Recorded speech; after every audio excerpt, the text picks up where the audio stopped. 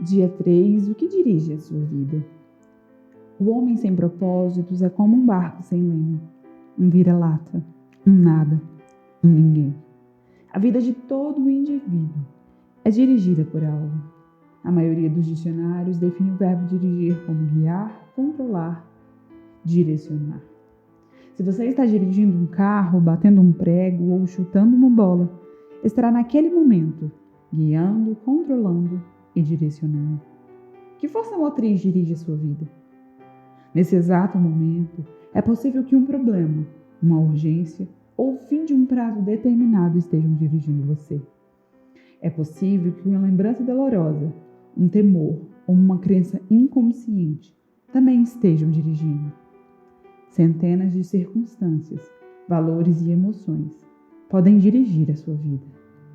Falaremos dos 5 mais comuns. Muitos são dirigidos pela culpa. Algumas pessoas passam a vida inteira fugindo do remorso e ocultando a vergonha. Dirigidas pela culpa, são manipuladas pelas lembranças. Permitem que o passado controle o futuro e frequentemente punem a si mesmas, sabotando o próprio sucesso. Quando Caim pecou, sua culpa o afastou da presença de Deus, que disse: você será um fugitivo errante pelo mundo.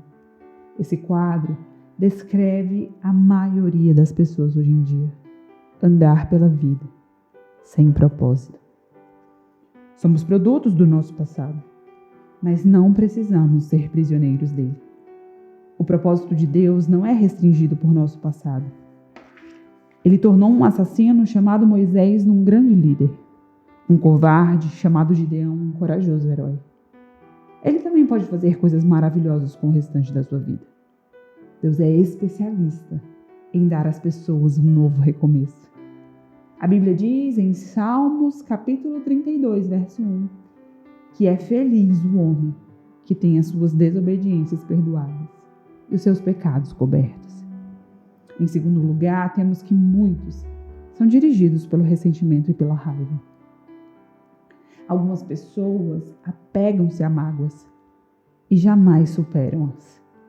Em vez de lidar com a dor por meio do perdão, revivem-a continuamente nos seus pensamentos. Quando dirigidas pelo ressentimento, muitos calam-se e interiorizam a raiva, enquanto outros se irritam e agridem os outros. Ambas as reações são nocivas e inúteis. O ressentimento sempre machuca mais o ofendido que a pessoa que ofendeu. Enquanto o ofensor provavelmente já esqueceu o insulto e seguiu em frente, você continua angustiado em sua dor, perpetuando o que aconteceu. Ouça, aqueles que te magoaram no passado não poderão continuar te ferindo, a menos que você se agarre à dor por meio do ressentimento. O que passou, passou. Nada pode mudar o passado. Você apenas se machuca com a amargura. Para o seu próprio bem, aprenda com o passado e o mande para bem longe. A Bíblia diz que ficar desgostoso e amargurado é loucura, é falta de juízo, leva à morte. Em terceiro lugar, nós temos que muitos são dirigidos pelo medo. Seus temores provavelmente resultam de experiências traumáticas e de expectativas fantasiosas, do crescimento num lar extremamente severo ou até mesmo de predisposição genética. Independente do que tenha causado tal situação, pessoas dirigidas pelo medo, com grande frequência, perdem grandes oportunidades, porque têm medo de correr riscos.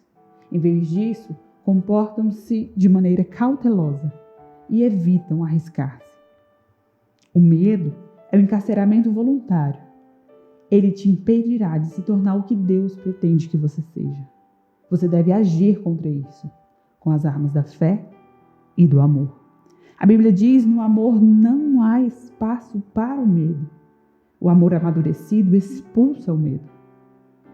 Considerando que o medo causa uma vida vacilante e cheia de temores, como o medo da morte, medo do julgamento e outros tantos medos, podemos dizer que quem tem medo não está completamente aperfeiçoado no amor. Em quarto lugar, muitos são dirigidos pelo materialismo. O desejo de adquirir é o único objetivo na vida de algumas pessoas. O impulso de sempre querer mais se baseia na concepção equivocada de que possuir mais me tornará mais feliz, mais importante e mais protegido. Contudo, são 3 expectativas falsas. Os bens materiais trazem felicidade, apenas temporária. A situação constante de tranquilidade acaba gerando tédio, e então passamos a desejar mais novidades, coisas maiores e coisas melhores. Também é um mito a concepção de que quanto mais bens eu adquirir, mais importante eu serei. Autoestima e riquezas materiais não são sinônimos. Nosso valor não é determinado por nossas posses. E Deus deixa claro que as coisas mais valiosas não são os bens materiais. O mito mais comum a respeito do dinheiro é de que quanto mais se tem dinheiro, mais protegido se está.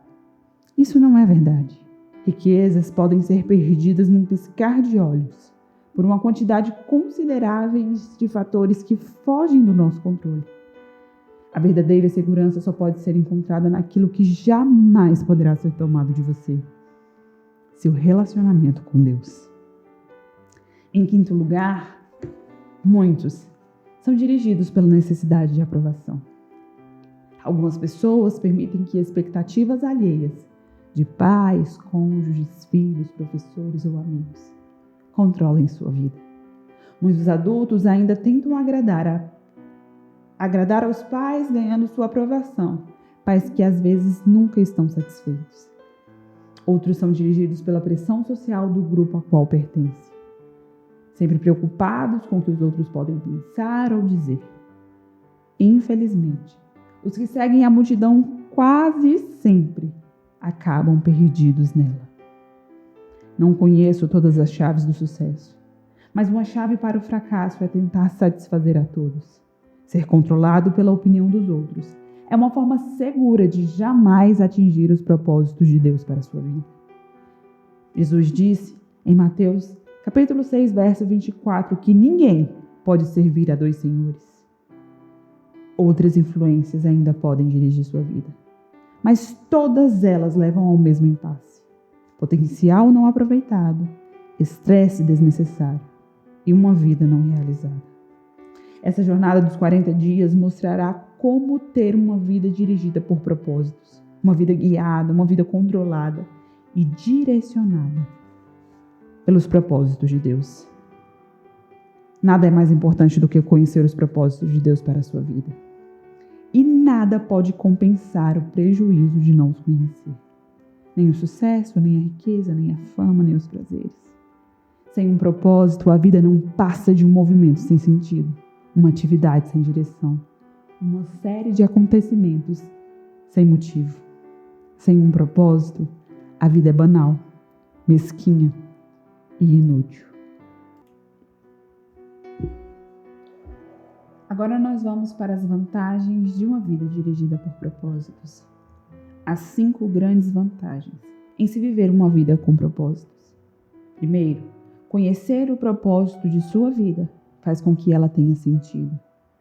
Fomos feitos para alcançar algum significado na vida. Por isso, tantas pessoas recorrem a métodos questionáveis, como a astrologia e a psicologia, para descobri-lo. Quando a vida faz sentido, você pode suportar quase tudo. Do contrário, ela se tornará insuportável. Sem Deus, a vida não tem propósito. Sem propósito, a vida não faz sentido. Sem um sentido, a vida não tem nem relevância, nem esperança. Na Bíblia, diversas pessoas expressaram a sua falta de esperança. Isaías queixou-se: tenho me afadigado sem qualquer propósito. Tenho gastado minha força em vão e para nada. Jó disse: meus dias são vazios e sem esperança. E detesto a vida, não quero mais viver. Deixe-me em paz, pois a minha vida não vale nada. A maior de todas as tragédias não é a morte, mas a falta de propósito de vida. Se você tem se sentido sem esperança, não desista. Mudanças maravilhosas acontecerão em sua vida quando você começar a viver com propósitos. Deus diz: sei os planos que tenho para vocês, planos de bem não para lhe causar aflição. Eu lhes darei esperança e um futuro promissor. Talvez você esteja com a sensação de estar enfrentando um problema insolucionável. Mas a Bíblia diz: Deus é capaz de fazer muito mais do que nós imaginamos. Muito mais do que ousaríamos pedir, infinitamente, além de nossas mais sublimes orações, anseios, pensamentos ou esperanças. Segundo, conhecer o seu propósito simplifica a vida. Ele define o que você faz e o que você não faz. O propósito é o padrão pelo qual você avalia as suas ações, para saber as que são essenciais e as que não são. Basta perguntar: essa ação ajudará a cumprir o propósito que Deus tem para a minha vida? Sem um propósito claro, ficamos sem alicerce para fundamentar as nossas decisões, dividir o nosso tempo e empregar os nossos recursos. A tendência será tomar decisões com base nas circunstâncias, nas pressões ou nas variações de humor. Quem não conhece o seu propósito exagera nas atividades. Isso causa estresse, fadiga, conflitos. É possível fazer tudo o que as pessoas querem que você faça, mas isso vai te trazer estresse, fadiga, conflitos. Seu tempo é suficiente apenas para você fazer a vontade de Deus. Se não consegue realizá-la por completo, significa que está tentando fazer mais do que Deus pretendia que você fizesse. Uma vida dirigida por propósito nos conduz a um estilo de vida mais simples e a uma agenda mais saudável. A Bíblia diz: a vida presunçosa e cheia de pompa é uma vida vazia, mas a vida simples e sincera é uma vida plena. Isso também leva paz de espírito. Na palavra do Senhor, em Isaías, capítulo 26, verso 3, diz assim: Tu, ó Senhor, dás paz e prosperidade às pessoas que têm fé firme, às pessoas que confiam em Ti. Em terceiro lugar, conhecer o seu propósito ajuda a estabelecer prioridades. Isso faz com que os seus esforços e energias se concentrem no que é importante. Você se torna eficiente ao ser seletivo. Faz parte da natureza humana se distrair com assuntos de menor importância. Fazemos da nossa vida um jogo. Sem um propósito definido, você ficará mudando de rumo, de emprego, de relacionamento, de igreja, na esperança de que em cada mudança você preencha o vazio do seu coração, na esperança de que cada mudança seja a definitiva. Você pensa: talvez dessa vez seja diferente. Mas isso não resolve o verdadeiro problema, que é falta de foco e de propósito. Em Efésios, capítulo 5, verso 17, diz assim: Não descuidem, tentem entender o que o Senhor quer de vocês. Não há nada tão poderoso quanto uma vida direcionada. Não há nada tão poderoso quanto uma vida vivida com propósito. Os homens e as mulheres que mais influenciaram a história estiveram concentrados numa única direção. O apóstolo Paulo, por exemplo, difundiu o cristianismo no Império Romano praticamente sozinho. Seu segredo era uma vida direcionada. Ele disse: estou concentrando minhas energias unicamente nisto, esquecer o que passou e avançar para o que está na minha frente. Se você quer que a sua vida cause impacto, dê a ela uma direção. Pare de andar em círculos. Pare de tentar fazer tudo, faça menos.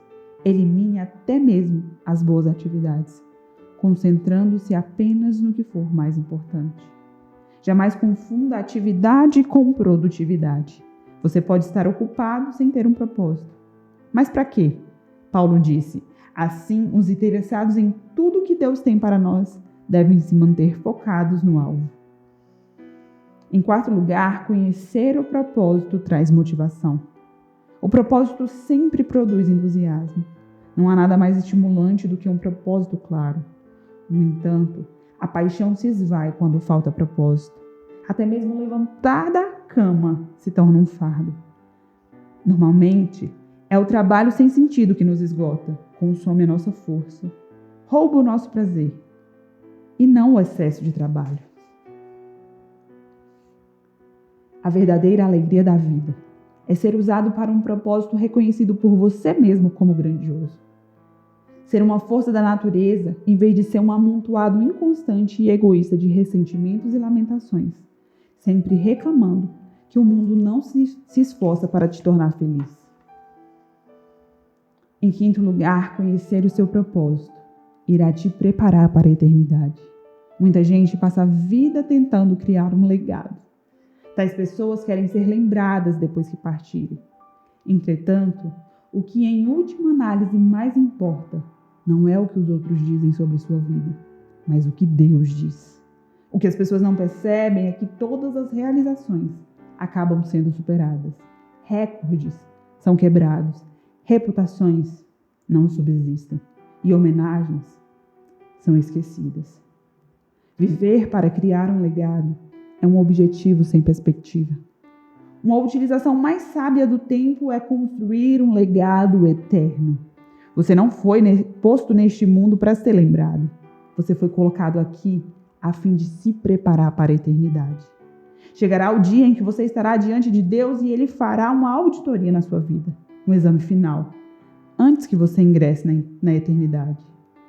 A Bíblia diz: lembrem-se, cada um de nós comparecerá diante do tribunal de Deus. Sim, cada um de nós terá que prestar contas de si mesmo a Deus. Felizmente, Deus quer que passemos no teste. Por isso, nos deu todas as perguntas antecipadamente. Pela Bíblia, entendemos que Deus nos fará duas perguntas fundamentais.